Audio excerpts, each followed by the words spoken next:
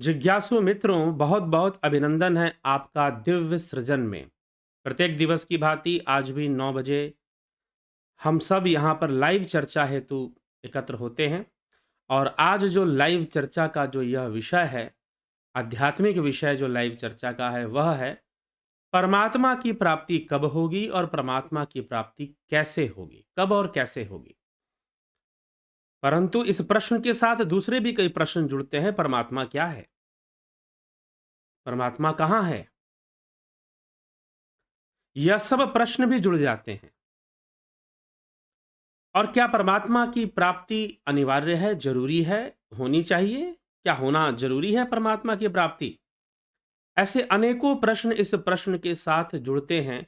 तो आज इन प्रश्नों पर हम ध्यान देंगे और इन प्रश्नों पर चर्चा करेंगे और अंततः जो मुख्य विषय है कि परमात्मा की प्राप्ति कब और कैसे होगी, उस पर हम आ जाएंगे। ठीक है? तो परमात्मा की प्राप्ति कब और कैसे होगी, लेकिन उससे पहले परमात्मा कौन है, क्या है, किधर है, कहाँ रहता है, अता पता कहाँ है, उसका कुछ तो पता होना चाहिए। तो इस विषय पर चिंतन कर लें। वैसे इस चैनल में आप बहुत सारे विचारों को सुनते हैं और आध्यात्मिक विचारों को ही मुख्य रूप से सुनते हैं। धर्म से संबंधित विषयों को ही आप मुख्य रूप से इस चैनल में आप सुनते हैं और उसका चिंतन करते हैं।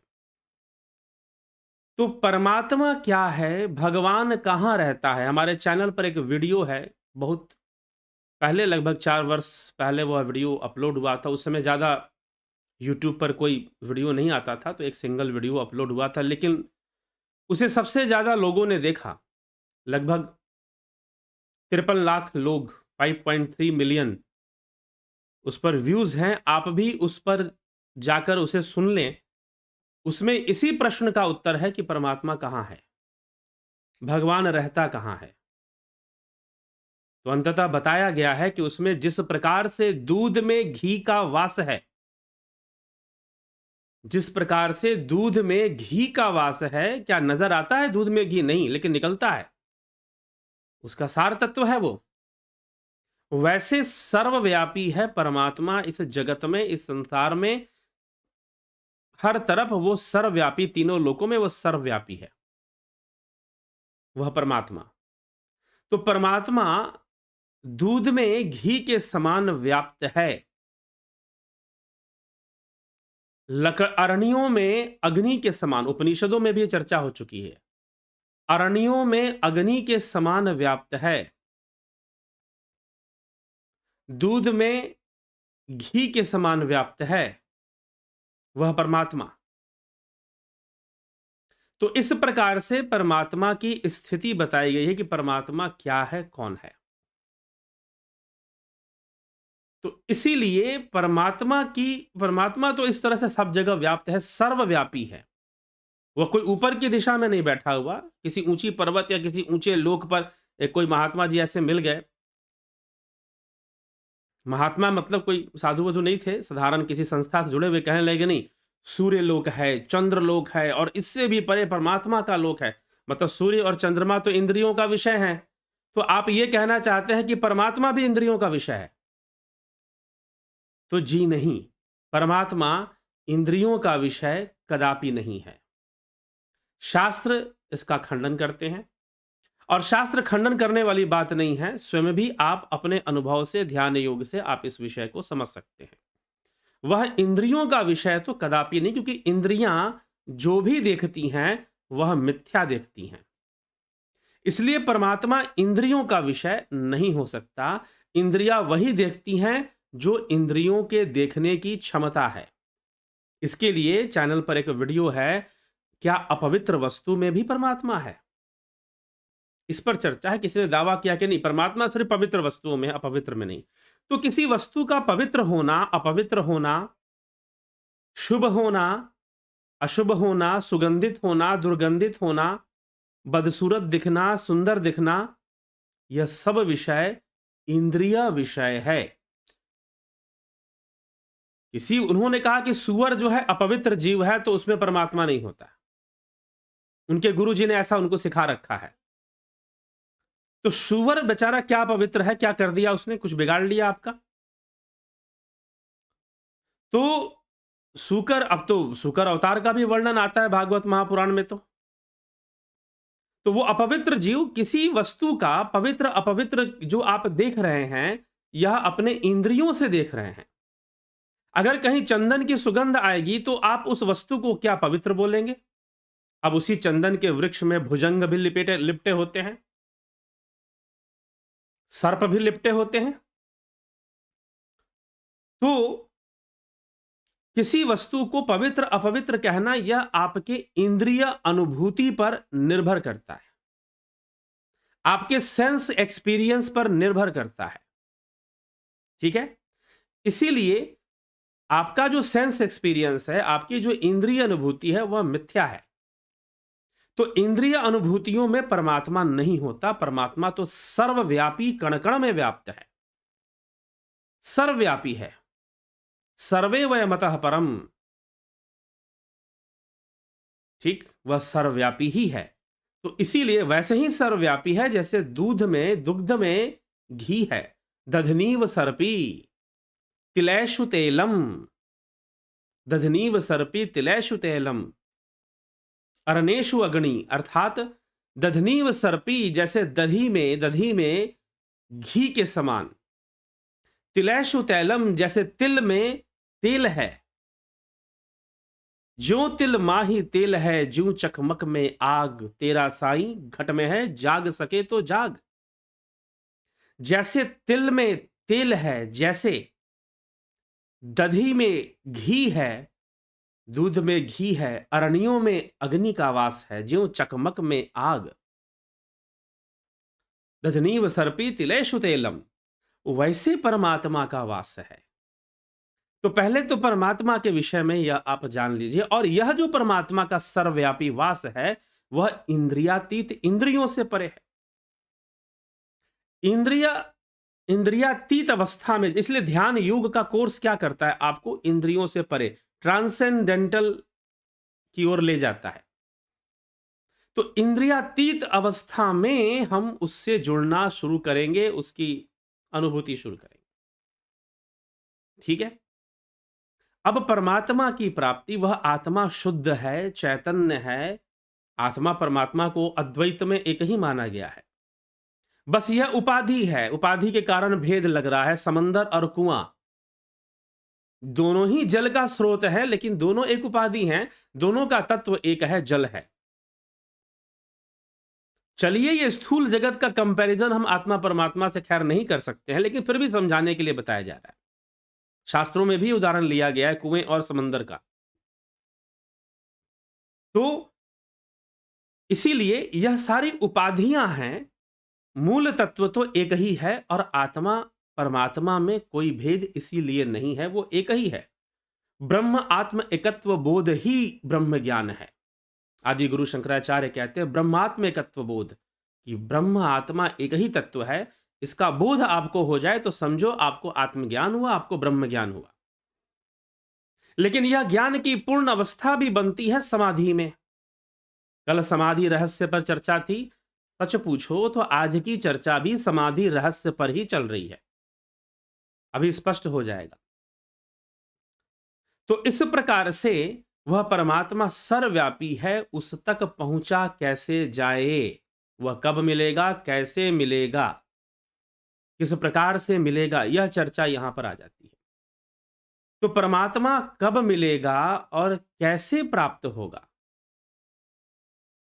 इसी को आदि गुरु शंकराचार्य यहां समझा रहे हैं। तो पहले तो कॉन्सेप्ट ऑफ परमात्मा, परमात्मा is not God, because God is a heavenly father.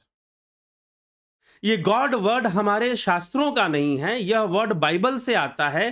तो according to Bible God is a heavenly father, but परमात्मा is not a heavenly father. ये डिफरेंस समझ लीजिएगा। God is a heavenly father, but परमात्मा is not a heavenly father. हाँ, उसे परम पिता कहा गया है, वो दूसरे संदर्भ में कहा गया, उसे हेवनली फादर के रूप में नहीं कहा गया। हेवनली मतलब आसमान, सातवां आसमान। सातवें आसमान की चर्चा आपको बाइबल में भी मिल जाएगी, कुरान में भी मिल जाएगी। Because they both belong to Abrahamic cult, Abrahamic thought. वो दोनों अब्राहमिक थॉट्स को बिलोंग करते हैं, इसीलिए बहुत सारी बातें दोनों की एक जैसी हैं। थोड़ा सा कुछ आयतें मिल जाए गीता से और या फिर हमारे ग्रंथों से, बात अलग है, लेकिन जो गॉड का कॉन्सेप्ट है टोटली डिफरेंट है। God is heavenly father, but परमात्मा इज नॉट हेवनली फादर। परमात्मा इज सर्वव्यापी, कण कण में व्याप्त है, सर्वव्यापी सत्ता है वो। तत्व रूप में उसकी सत्ता विद्यमान है, क्योंकि सब कुछ उसी से बना है और उसी में बना है, उसी से बना है और उसी में स्थित है। ये संपूर्ण जगत, यह जीव, यह प्रकृति, सब कुछ उसी में स्थित है। वो कहीं से आया नहीं है कि उस लोक से कोई आत्मा चल के आ गया। एक भाई साहब लिखे हैं कमेंट में कि आत्मा उस लोक से घूम कर आ रहा है, यहां पे आ रहा है। जी नहीं, सब कुछ उस आत्मा के भीतर ही है। कई बार इस बात को मैंने बोला है। इसलिए कहता हूं कि सूक्ष्म शरीर इस स्थूल शरीर से बड़ा है, उसका दायरा इस स्थूल से भी बड़ा है। सूक्ष्म वो अपने तत्व से है, सूक्ष्म वो हमारी इंद्रियों में, अनुभव में नहीं आ रहा, इसलिए हम उसको अति सूक्ष्म मानते हैं, परंतु वह, उसका दायरा हमसे भी बड़ा है, सूक्ष्म शरीर का। वैसे परमात्मा तो सर्वव्यापी है, सर्वव्यापी सत्ता है वो। अब उस सर्वव्यापी सत्ता, वो शांत है, आनंद घन है, चैतन्य है, स्थिर है, अपरिवर्तनशील है। अपरिवर्तनशील। प्रकृति में नित्य परिवर्तन आया, पीछे ही हमने प्रकृति क्षण क्षण बदलती है इस विषय पर चर्चा की, लेकिन उसमें कभी कोई परिवर्तन नहीं आता, इसीलिए वह सनातन है। वह परमात्मा सनातन है। सनातन कहने का तात्पर्य वह शुरू से, जब से क्या, सृष्टि तो अनादि है, सृष्टि भी अनादि है, तो यह भी नहीं कह सकते कि सृष्टि के पहले भी वो था। सृष्टि के पहले भी सृष्टि थी, ठीक, सृष्टि के पहले भी सृष्टि थी। तो जब से वो परमात्मा है, तब से सृष्टि है, तब से सारी चीजें हैं, ठीक। तो हमें इस विषय को थोड़ा समझना होगा कि सृष्टि का विषय क्या है। तो सृष्टि भी अनादि है, प्रलय भी अनादि है, उसका भी कोई प्रारंभ अंत नहीं है। तो सृष्टि जब से है तब से है, वो सनातन है। उसका ना कभी सृष्ट होता, ना वो कभी सृष्ट होता है, ना कभी प्रलय होता है। वस्तुओं की सृष्टि होती है, उनका प्रलय भी हो जाता है, लेकिन उस परमात्मा ना कभी वो सृष्ट होता है, ना कभी प्रलय होता है, क्योंकि सारी सृष्टि और प्रलय की घटना उसके गर्भ में घटित हो रही है, उसके भीतर ही घटित हो रही है। इसीलिए इस जगत को हम कहते हैं ब्रह्मांड, जो ब्रह्म का अंड है। जो ब्रह्म का अंड है, ब्रह्म में ही स्थित है। जैसे अंडा, किसी जीव का अंडा हो, किसी पक्षी का अंडा हो, वो चाहे मनुष्य का भी अंडा होता है। ये अलग बात है कि मां के गर्भ से शिशु उत्पन्न होता है, लेकिन अंदर तो अंडा बनता है, गर्भ में भी। तो यह जो ब्रह्मांड है, ये उस ब्रह्म का अंड है, उसके भीतर ही स्थित है, उससे अलग स्थित नहीं है। यही शास्त्र विचार है, यही अद्वैत विचार है, यही आचार्य आदि गुरु शंकराचार्य का यह मत है। और मात्र उनका मत नहीं है, ये संपूर्ण जनक की जो अद्वैत की जो श्रृंखला चली है, चाहे सुखदेव मुनि का मत हो, चाहे गौड़पाद, गोविंद पाद, महर्षि पतंजलि का भी अगर आप मत लेंगे, तो सब कुछ उस चैतन्य के अंतर्गत ही घटित हो रहा है, उसी में घटित हो रहा है। तो कहीं भी परमात्मा से हम अलग नहीं हैं, हम उससे अलग है ही नहीं। तो वह नित्य चैतन्य स्वरूप, नित्य शांत है, स्थिर है, अपरिवर्तनशील है। उसके अंदर कभी किसी प्रकार का परिवर्तन कदापि नहीं आता। उसके अंदर कभी किसी प्रकार का परिवर्तन कदापि नहीं आता। वह अपरिवर्तनशील है, परिवर्तन उसमें नहीं देखा गया, वो शांत है। अब हमें उस परमात्मा तक पहुंचना है, हमें उस परमात्मा तक पहुंचना है। क्यों पहुंचना है? क्योंकि जन्म बारंबार पाया, मरण दुख हर बार झेला, पुनर्जन्नी जठर में या, सुख दुखों का खेल खेला, पार करना है अगम संसार सागर, विश्व भारी, पाही प्रभु अवलंब तुम्ही अब मुरारी। बार बार जन्म लेना, फिर से वही कर्म करना, वही दुखों को भोगना, कर्म बंधन में पड़े रहना, जीव को जब समझ में आने लग जाता है भैया ये तो लंबी चेन लगी हुई है कर्म फल की और ये तो ऐसे ही बीतता रहेगा और इसमें ज़्यादा कुछ नहीं है। बहुत सुखी होना चाहते हो, बढ़िया गाड़ी में घूमोगे, बहुत सुखी होना चाहते हो, बढ़िया खाना खाओगे, बहुत सुखी होना चाहते हो, बढ़िया शादी-ब्याह कर लोगे। दुनिया पड़ी हुई है, कहीं पर नदी, पहाड़, जंगल हैं, कहीं मरुस्थल है, घूम लोगे, टूरिस्ट लोग घूमते हैं ना, क्या घूमते हैं? पहाड़ घूम लेंगे, नदियाँ घूम लेंगे, मरुस्थल घूम लेंगे, दलदल घूम लेंगे, बीहड़ घूम लेंगे, जैसे चंबल का बीहड़ है, दरारें हैं वहाँ पर कई भूमि के अंदर दरारें बनी हुई हैं, घाटियाँ हैं, चंबल घाटी, तो इस तरह के आप घूम लोगे, बहुत सारे प्रकृति में लोग घूमते रहते हैं। दुनिया में, देश में घूम लोगे, विदेशों में घूम लोगे। महर्षि अरविंद ने कहा कि India is itself A mini world.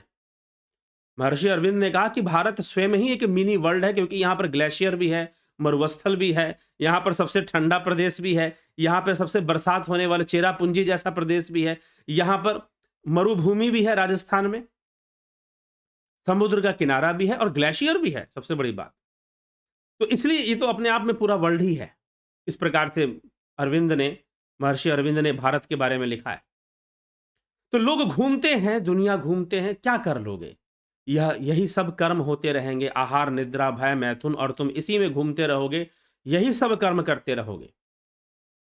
इसीलिए और दुखी होते रहोगे तो अंततः तुम्हारे दुखों का निवारण ही यही है कि तुम परमात्मा की प्राप्ति करो, उस स्थिर चैतन्य ब्रह्म में जाकर लीन हो जाओ, उसमें स्थित हो जाओ, तो तुम सर्वदा शाश्वत सुख को प्राप्त कर लोगे, शाश्वत शांति और शाश्वत शक्ति को प्राप्त कर लोगे, तुम शक्ति संपन्न हो जाओगे।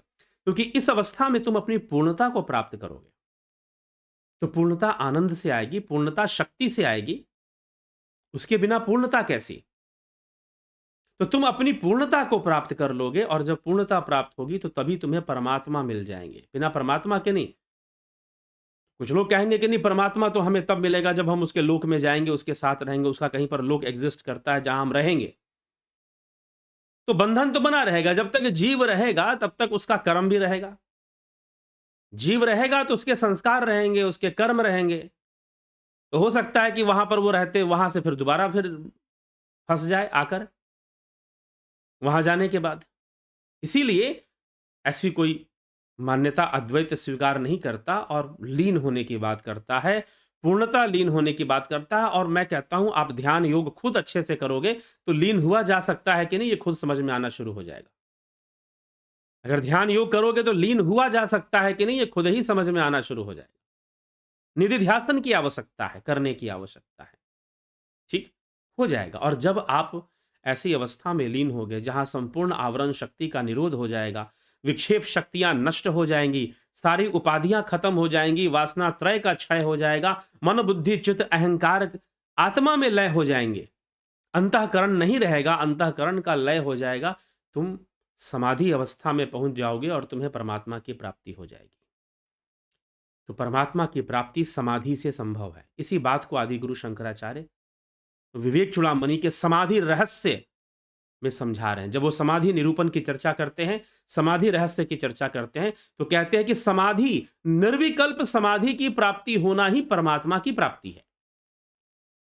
सीधी सी बात, अगर एक लाइन में मैं पूरी बात कह दूं, आज के व्याख्यान में का जो विषय है और जो कहा गया है आदि गुरु शंकराचार्य जी के द्वारा, तो वो यही कह रहे हैं, निर्विकल्प समाधि की प्राप्ति हो जाना परमात्मा की प्राप्ति है। That's all. और यह ध्यान योग से संभव है, निधिध्यासन से संभव है। चलिए आइए आदि गुरु शंकराचार्य क्या कह रहे हैं, किस प्रकार से अपने बातों को रख रहे हैं, उस पर हम थोड़ा चिंतन कर लेते हैं। तो किन तर्कों को वो रखना चाहते हैं, तो कहते हैं कि सती सक्तो नरो याति सद्भावम हेक निष्ठया कीट को भ्रमरम ध्यायन भ्रमर त्वाय कल्पते। त्वाय कल्पते, एकाग्र चित्त से निरंतर सतस्वरूप ब्रह्म में स्थित रहने से मनुष्य ब्रह्म स्वरूप ही हो जाता है। निरंतर उस शून्य की अवस्था में अपने आप को बनाए रखने से, जिन लोगों ने ध्यान योग किया है, उन्हें ध्यान योग के माध्यम से एक ऐसी अवस्था में ले जाने के लिए कुछ युक्तियां बताई जाती हैं और उन्हें कहा जाता है कि ऐसी अवस्था में कुछ नहीं करना है, श्वास भी नहीं लेना है, ना श्वास रोकना है, ना छोड़ना है और ना लेना है। ये तीनों काम बंद। बड़ा विचित्र बात है। रोकना भी नहीं है, छोड़ना भी नहीं है, लेना भी नहीं। एक ऐसी अवस्था, जी हाँ,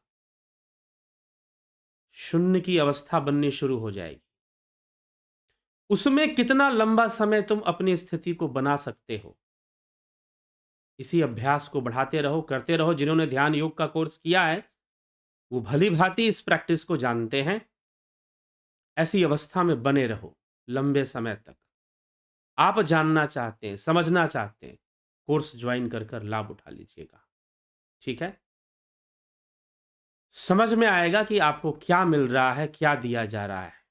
बहुत गूढ़ विषय है, स्थिरता का विषय है, चेतनता का विषय है और परम शांति का विषय है। लेकिन अभ्यास के द्वारा स्टेप वाइज स्टेप, ग्रेजुअली, एक प्रोसेस में, एक सिस्टम में हम अभ्यास करते हैं तो उस अवस्था को बनाना कठिन बात नहीं है, आसानी से हो जाता है।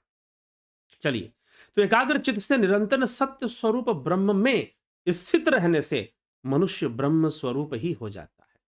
जैसे भ्रमर का भय पूर्वक ध्यान करते करते कीड़ा भ्रमर स्वरूप ही हो जाता है, वैसे ही उस शून्य में अपनी स्थिति को बनाने का अभ्यास करते करते साधक योगी शून्य हो जाता है और ब्रह्म स्वरूप हो जाता है। क्रियांतरासक्तिम पास्य कीट को ध्यायन्यथालिम ह्यली भाव मृक्षति तथैव योगी परमात्म तत्वम ध्यात्वा समायाति तदेक निष्ठया। जिस प्रकार अन्य समस्त क्रियाओं की आसक्ति को छोड़कर केवल भ्रमर का ही ध्यान करते करते कीड़ा भ्रमर रूप हो जाता है, उसी प्रकार भ्रमर का ही ध्यान करते करते कीड़ा भ्रमर रूप हो जाता है, उसी प्रकार योगी एक निष्ठ होकर परमात्म तत्व का चिंतन करते करते परमात्म भाव को ही प्राप्त कर लेता है और परमात्मा में लीन हो स्वयं परमात्मा हो जाता है। ऐसा ही समझना चाहिए। अतीव सूक्ष्म परमात्म तत्वम, अतीव सूक्ष्म परमात्म तत्व अति सूक्ष्म है, अति सूक्ष्म है। कहा जा रहा है परमात्म तत्व अति सूक्ष्म है। अतीव सूक्ष्म परमात्म तत्वम न स्थूल दृष्टया प्रतिपत्तुमर्हति समाधि नात्यंत सुसूक्ष्म वृत्त्या ज्ञातव्य मार्यरति शुद्ध बुद्धिभिः। परमात्म तत्व अत्यंत सूक्ष्म है, अतीव सूक्ष्म परमात्म तत्वम, उसे स्थूल दृष्टि से कोई प्राप्त नहीं कर सकता। न स्थूल दृष्टया प्रतिपत्तु मरहति, न स्थूल दृष्टया प्रतिपत्तु मरहति, उसे स्थूल दृष्टि से कोई भी प्राप्त नहीं कर सकता। तो जो लोग ये कहते हैं कि ये वस्तु पवित्र, इसमें परमात्मा है, जो कहते हैं यह अपवित्र, उसमें परमात्मा नहीं है, परमात्मा का तो कोई लोक है भैया, सूरज का लोक, चांद का लोक और उससे भी परे परमात्मा का लोक। तो परमात्मा तो इंद्रियों का विषय हो गया फिर आपका। सूरज चांद के लोक से अगर उसकी तुलना कर दोगे तो आप इंद्रिय विषय से उसकी तुलना कर रहे हैं, जो कि गलत है। ठीक, तो इस पर भी हमें थोड़ा ध्यान देने की आवश्यकता है। तो इसीलिए स्थूल दृष्टि से, साफ साफ यहां पर आदि गुरु शंकराचार्य लिख रहे हैं कि न स्थूल दृष्टिया प्रतिपत्तुम अर्हति, कि स्थूल दृष्टि से कोई भी प्राप्त नहीं कर सकता उस परमात्म तत्व को। समाधि नात्यंत सुसूक्ष्म वृत्तया, इसीलिए अति शुद्ध बुद्धि वाले सत्पुरुषों को उसे समाधि द्वारा अति सूक्ष्म वृत्ति से जानना हो पाता है। अत्यंत सूक्ष्म वृत्ति से एकाग्र होकर वृत्ति शून्य करके, ठीक है, एक ही भाव होकर यह संभव हो पाता है कि आप परमात्मा की प्राप्ति कर सकें। ठीक है, तो यह परमात्मा की प्राप्ति, तो परमात्मा की प्राप्ति आत्म अनुसंधान का परिणाम है। आत्म अनुसंधान करता या आत्म अनुसंधानी जो लोग हैं वही परमात्मा तक पहुंच पाते हैं। कहीं कहीं कोई बैठा हुआ कोई शक्ति है ऊपर में जो कुछ कृपा बरसा देगा, कुछ टॉफी गिरा देगा, ठीक है, ऐसी कोई शक्ति की मान्यता अद्वैत नहीं देता है। ठीक है, जो डंडा लेकर बैठा हो न्याय करेगा जी, और इसी विचारधारा ने कि वो न्याय करेगा और उसने ये कहा है, उसने वो कहा है, पादरी महोदय तो उससे जुड़े हुए हैं, उस डायरेक्ट कनेक्शन है पादरी महोदय का, और वो जो बोलेंगे वह गॉड की वाणी है। इसी विचारधारा ने यूरोप को 1000 वर्षों तक अंधकार युग में रखा। आप भी अगर इस विचारधारा के वशीभूत हो गए, आप भी अगर इस विचारधारा के वशीभूत हो गए, तो निश्चय ही गड़बड़ हो जाएगी। फिर तो आप ही भी अगर इस विचारधारा के वशीभूत हो गए, तो अंधकार युग आपके लिए भी शुरू हो जाएगा, समझ लो। और आप किसी न किसी चमत्कार पर भरोसा कर कर उसकी प्रतीक्षा करते रहोगे। वास्तव में जो गुरुओं की वाणी है, जो शास्त्रों की वाणी है, उस पर अमल नहीं कर पाओगे। वास्तव में जो आपसे चाहते हैं वो काम ना कर कर कुछ और काम में लग जाओगे, और तरह तरह की संस्थान वृद्धि हेतु लोगों को धर्म के नाम पर किसी और ही काम में लगा दिया करती हैं। यही ज्यादातर देखा गया है। ठीक है, तो इसीलिए यह कोई गुलामी का विषय नहीं है, यह कोई दासता का विषय नहीं है। यह तो अपनी ही भीतर, अपने ही भीतर, क्या तुम ही परमात्मा हो, जीव ही ब्रह्म है। कितनी बार आदि गुरु शंकराचार्य ने अपने इस विवेक चूड़ामणि नामक ब्रह्म साहित्य में, ब्रह्मशास्त्र में, उन्होंने बार बार यह बात रिपीट कर कर कही है कि तुम ही तो ब्रह्म हो, और कौन है। तो वह परमात्मा तुमसे अलग नहीं है। तुम अपने संपूर्ण साधनों का प्रयोग करो, तुम ध्यान करो, प्राणायाम करो, तुम मंत्र जाप करो, और अंतर्मुखी अपनी एकाग्रता को सिद्ध करो, अपने हृदय गुहा में घुस जाओ, उसका भेदन कर दो। उसके भेदन से ही सारे रहस्य प्रकट होते हैं। अभी भेदन करने में बड़ा कठिन है। लोग इसको कुछ का कुछ समझ लेंगे, जैसे कोई ग्रंथि होगी वो मिलेगी और हम उसको छेद देंगे। जी नहीं, शून्य की अवस्था में जब पहुंचोगे, जहां ना श्वासें आती हैं, ना जाती हैं, ना रुकती है, ये तीनों कार्य वहां नहीं होते। जब शून्य की अवस्था में पहुंचोगे, तो निश्चय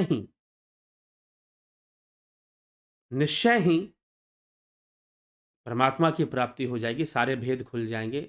भिदंते हृदय ग्रंथि छिदंते सर्व संशया। सारे संशयों का नाश होगा, पूर्ण ज्ञान वहीं पर अनुभव होगा। ठीक है जिज्ञासुओं, तो ये परमात्मा की प्राप्ति समाधि अवस्था, निर्विकल्प समाधि की जो अवस्था है, वह परमात्मा की ही प्राप्ति है। निर्विकल्प समाधि की जो अवस्था है, वो परमात्मा की ही प्राप्ति है। ऐसा ही वर्णन यहां समाधि रहस्य में आदि गुरु शंकराचार्य करते हैं। ठीक, और उसी को फिर ब्रह्मानंद रस रूप प्राप्त होता है। आगे वो लिखते हैं, क्या लिखते हैं देख लें। यथा सुवर्णम पुटपाक शोधितम त्यक्त्वा मलम स्वात्म गुणम समृक्षति, तथा मनः सत्व रजस्तमोमूलम ध्यानेन संत्यज्य समेति तत्वम। जिस प्रकार पुटपाक विधि से अग्नि में शोधा हुआ जो सोना होता है, संपूर्ण मल को त्याग, गहने बनाते समय कुछ अशुद्धि उसमें डालकर गहने बनाते हैं लोग, सोना में मल को त्याग कर जब वो अग्नि में डाल दिया जाता है, तो सारी अशुद्धि निकल जाएगी, वो शुद्ध रूप में बचता है, और मल को त्याग कर अपने स्वाभाविक स्वरूप को प्राप्त हो जाता है। उसी प्रकार मन ध्यान के द्वारा सत्व रज तम रूप मल को त्याग कर परमात्म स्वरूप में स्थित हो जाता है। परमात्मा की प्राप्ति उसे हो जाती है। ठीक है, सतोगुण रजोगुण इन तीनों से ऊपर उठकर उसे परमात्मा की प्राप्ति, और वो स्वयं परमात्मा स्वरूप हो जाता है, क्योंकि वो है ही परमात्मा स्वरूप। उसका वास्तविक रूप परमात्मा ही है। हमारा वास्तविक रूप परमात्मा ही है, लेकिन हम अपने स्वरूप से निकले हुए हैं, हम अपने स्वरूप से अलग हो गए हैं, हम अपने स्वरूप में नहीं हैं। तो ध्यान योग के द्वारा ध्यान करते हुए, निधिध्यासन करते हुए हमें अपने स्वरूप में स्थित होना चाहिए। ऐसा प्रयास हमें करना चाहिए, ऐसा अभ्यास हमें करना चाहिए। और इसीलिए यह प्रेरणा यहाँ दी जाती है, हम स्वयं को जानें और स्वयं को, शक्तियों को हम जानें। हमारे भीतर शक्तियां हैं, वो जागृत होती हैं। जब सही तरीके से ध्यान योग होगा, तो निश्चय ही वो शक्तियां जागृत भी होंगी और वो काम भी करेंगी। आवश्यकता है ध्यान योग करने की, सीखने की, जानने की, और अपना विकास करने की। तो बहुत बहुत आभार है आप सभी का। जुड़े रहें, बने रहें। और जैसा कि आपको विदित है, कम्युनिटी पोस्ट में आपको डिटेल मिल जाएंगे। आप अगर नेचुरोपैथी का कोर्स ज्वाइन करना चाहते हैं, 14 तारीख से वो शुरू हो रहा है, और साथ ही साथ 14 तारीख से ध्यान योग का कोर्स तो पहले से ही चलता है, ध्यान योग का कोर्स। तो ध्यान योग का कोर्स भी आप ज्वाइन कर सकते हैं, और नेचुरोपैथी का भी ज्वाइन कर सकते हैं, दोनों साथ भी कर सकते हैं। उसके ऊपर हम एक अपडेट लाएंगे कि दोनों साथ कैसे कर सकते हैं। तो वह भी आपको देखना है और दोनों साथ करके भी आप जो है लाभ उठा सकते हैं दोनों का। थोड़ी-सी उसमें छूट मिलेगी। दो जो लोग ध्यान योग का कोर्स, सन मेंबरशिप, जुपिटर मेंबरशिप जो है, ध्यान योग, स्पिरिचुअल हीलिंग और नेचुरोपैथी, तीनों जो लोग कोर्स जॉइन करेंगे, उनको ₹1000 की छूट उसमें दी गई है। आप जॉइन ज़रूर कर सकते हैं। इन कोर्सेज़ का लाभ उठाइए। कोर्सेज़ के शुल्क हैं, ताकि आप जॉइन करें तो गंभीरतापूर्वक जॉइन करें और प्रत्येक विषय का पूरा लाभ उठाएँ। ठीक है? तो ये हमें थोड़ा-सा समझना है। और परमात्मा की प्राप्ति तो समाधि अवस्था में ही होती है। निर्विकल्प समाधि की अवस्था ही परमात्मा की प्राप्ति है, ऐसा समझना चाहिए। तो चलिए इसी के साथ विराम देते हैं और कल फिर लाइव चर्चा में हम सब मिलेंगे और बातें करेंगे। चर्चा को आगे बढ़ाएँगे। यही विवेक चूड़ामणि की चर्चा चल रही है, इसमें अभी बहुत सारी चीज़ें हैं। तो अगला जो विषय है वो भी बहुत रोमांचक है और उसको हम सुनेंगे और लाभ उठाएँगे। बहुत-बहुत आभार आप सभी का।